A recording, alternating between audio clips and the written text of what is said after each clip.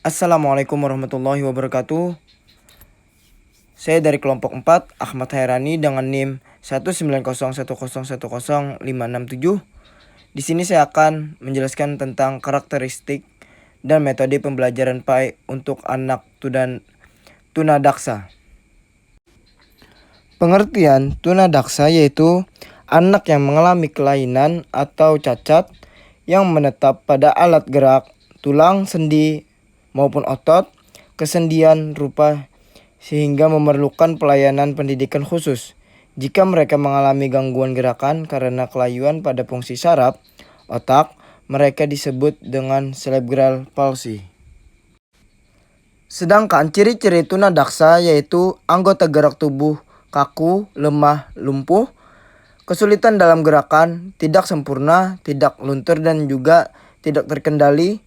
Terdapat bagian anggota gerak yang tidak lengkap ataupun tidak sempurna dan juga lebih kecil dari biasanya. Terdapat cacat pada alat gerak, jari tangan kaku dan tidak dapat menggenggam, dan juga kesulitan pada saat berdiri, berjalan, duduk, dan menunjukkan sikap tubuh tidak normal. Klasifikasi yaitu kelainan pada sistem cerebral.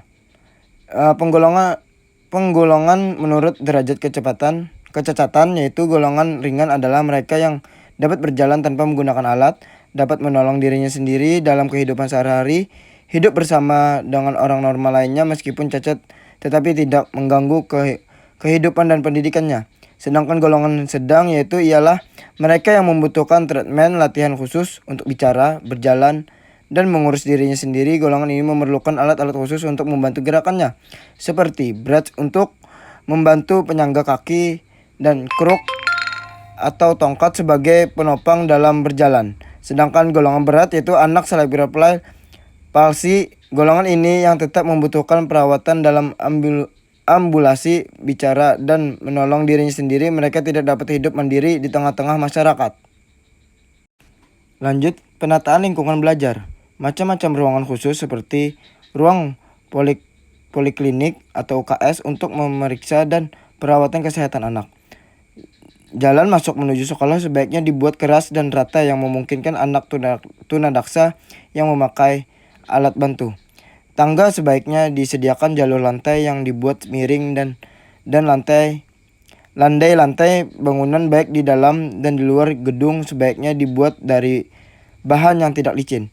Pintu ruangan sebaiknya lebih lebar dari pintu biasa dan daun pintunya dibuat menutup ke dalam.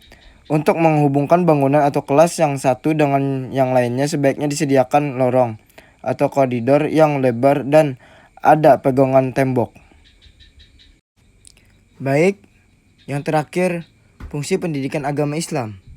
Adapun fungsi kurikulum pendidikan agama Islam yaitu yang pertama sebagai pengembangan, yakni meningkatkan keimanan dan ketakwaan peserta didik kepada Allah Subhanahu wa taala. Dan yang kedua penanaman nilai, yakni sebagai pedoman hidup di dunia dan di akhirat. Dan yang ketiga penyesuaian mental, artinya dapat menyesuaikan diri dengan lingkungan baik fisik maupun sosial dan mampu mengubah lingkungannya menjadi lebih sesuai dengan ajaran agama Islam. Dan yang keempat, perbaikan, artinya untuk memperbaiki segala kesalahan, kekurangan, dan kelemahan peserta didik dalam hal keyakinan, pemahaman, dan pengalaman ajaran agamanya dalam kehidupan sehari-hari. Dan yang kelima, pencegahan, artinya untuk menangkal hal-hal yang negatif baik dari lingkungannya, budayanya, dan atau bahkan pengajarannya. Yang keenam, pengajaran, yakni untuk memberikan ilmu pengetahuan keagamaan serta umum.